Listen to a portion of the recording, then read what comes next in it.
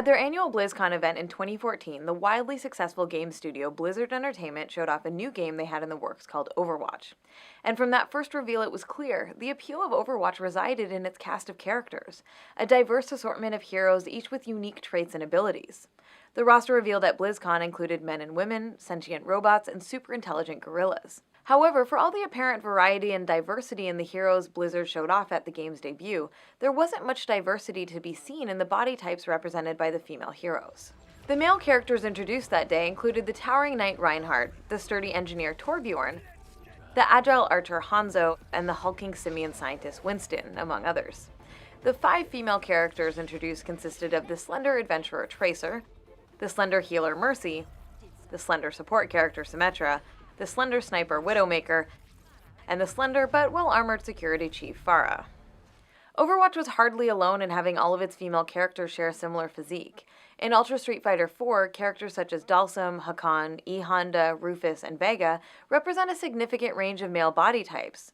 Looking at the roster of female characters, however, while some may be a bit taller than others or have slightly larger thighs, not one of them represents a notable departure from the slender body type that has been established as the standard of conventional female attractiveness.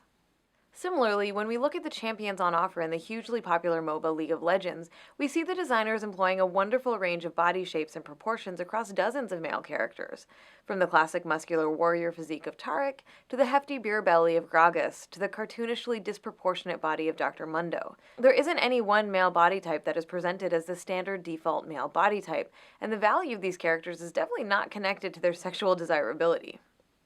But when we look at the female heroes, there's nothing approaching the diversity we see on the male side of the roster. There are a few noteworthy variations from the standard. Illaoi is somewhat more muscular than many of the female characters. Jinx has smaller breasts, and there's the cute gnome-like Tristana. But the overwhelming majority of female characters make it clear that a slender figure with prominent breasts is viewed as the standard for female character design. Likewise, in Dota 2, male heroes can be handsome or comical, outlandish or grotesque, while female heroes are mostly relegated to being standard humanoid characters with conventionally attractive facial features. Where are all the female rock creatures, skeletal priests, and whatever this thing is? This isn't just an issue in fighting games, MOBAs, and other titles that give players a range of characters to choose from. Female characters across the board are often limited to that same specific body type. I should kill you. Doing all right there? Stay away from her! Sure you want to let him go?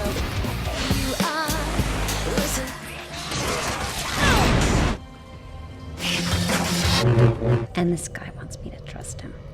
It's as if male characters are free to embody whatever physique best communicates their personality or abilities, but when it comes to the designs of female characters, that kind of imagination and creativity often doesn't seem to exist.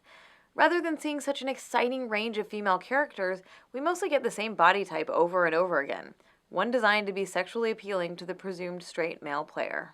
This reliance on the same body type for so many female characters isn't just boring, it's harmful. It links our value as human beings within the culture to our desirability to men, and it reinforces our culturally influenced ideas about who gets to be considered desirable and who doesn't.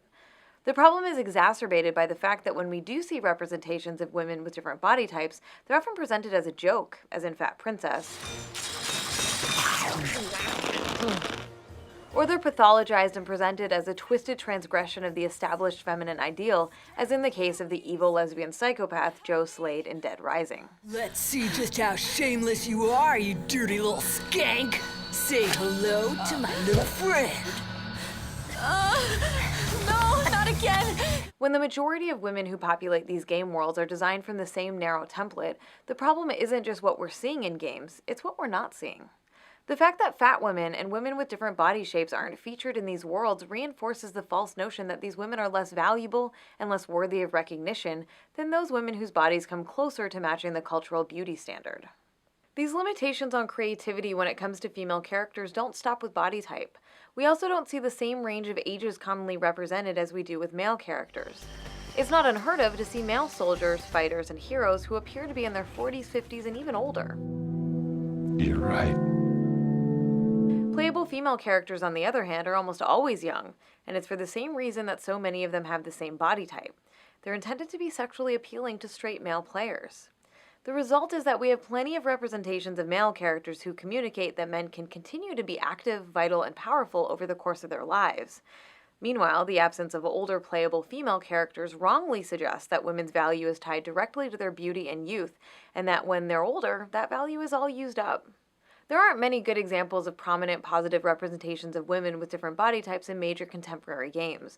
In Life is Strange, there's the minor character Alyssa, a classmate of Max, the protagonist. I didn't know you were a sci-fi geek like us. What's your favorite? In Assassin's Creed Syndicate, there's Agnes McBean, owner of the train which becomes the hero's base of operations. Then may I present to you Agnes and Bertha, lady and locomotive. And in Star Wars Knights of the Old Republic 2, Kreia is a great example of a capable, powerful, older female character. I am Kreia, and I am your rescuer, as you are mine. Let's go back to Overwatch for a moment. Since that initial reveal, a few female heroes have been added to the roster. There's Mei and Zarya, both of whom have body types that are notably different from those of the originally announced female characters. Anna, reporting for duty. And more recently, Blizzard announced the game's next hero, Anna, who's both an older woman and a woman of color. These characters are welcome and encouraging additions, but really they're just a start. Game developers need to continue actively working towards creating the same range and diversity of female body representations that we see among male characters. When female characters' bodies are liberated from the need to uphold narrow, limiting cultural beauty standards, the resulting range of representations can not only make games themselves more interesting, it can encourage us to see all women as the desirable, valuable, autonomous, fully human individuals that we are.